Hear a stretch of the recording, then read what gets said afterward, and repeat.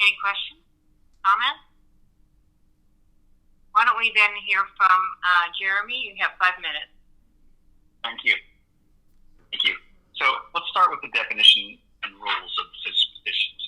According to the Charter, Chapter 4, Section 22, any citizen of the city may appear before the council at any regular meeting and present a written petition.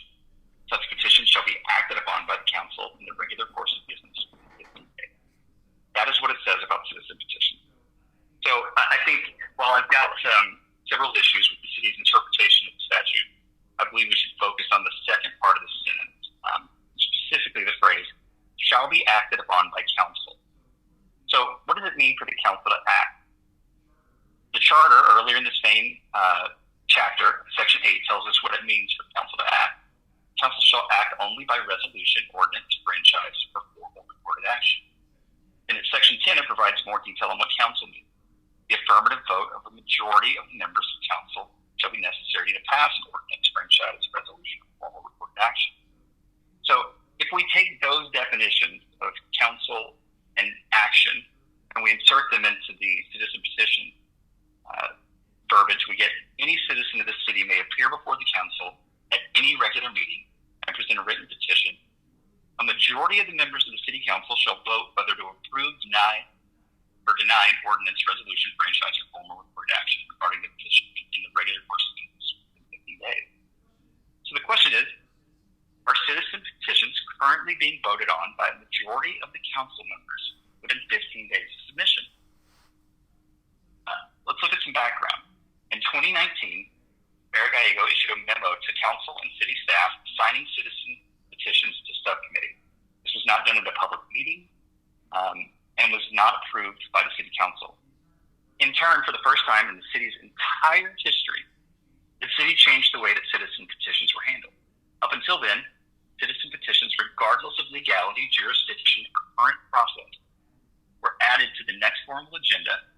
Staff would create a report for city council, and at the next meeting, the issue was heard by a majority of the council and voted upon if action was requested by the petitioner.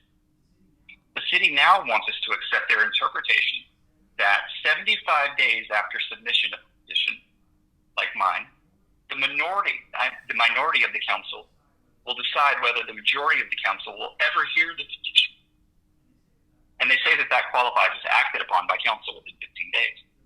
It doesn't take a lawyer to figure out that the rules and current process don't reconcile. And if that were the end of it, but it is not. It doesn't end there, because they also must comply with the OML requirements, requiring all actions by a body for a public meeting. Since the only recent actions taken that would possibly meet the requirements of action defined by the Charter would result in a violation of the OML, city staff now claims that a completely unrelated decision to allow the mayor to create subcommittees made over 25 years ago by a city council not containing one member of the current council qualifies as an action within 15 days on a future petition unknown by anyone at the time? What? Like, how does that even possibly make sense? So then they also claim that it can't be within jurisdiction. Well, my golf petition was declined due to lack of jurisdiction. My request was to shut down golf courses, which would reduce rates from whatever they are now to zero, sell the land, and rebudget the money. Well, Parks Board doesn't have jurisdiction to do any of that. They lack jurisdiction to take legal action on any of those items. Yet, my petition was denied because of a jurisdiction which is not even in the Charter's definition or statute regarding citizen petitions. So, the real question here is, regardless of the committee's decision today, this issue doesn't end here, because the ramifications of this type of violation are legal and will need to be addressed in the Arizona Superior Court. But the question for each of you today is not whether the mayor and city staff violated Charter, Code, and OML. They have. The question is whether you will be complicit and potentially liable as well. Thank you.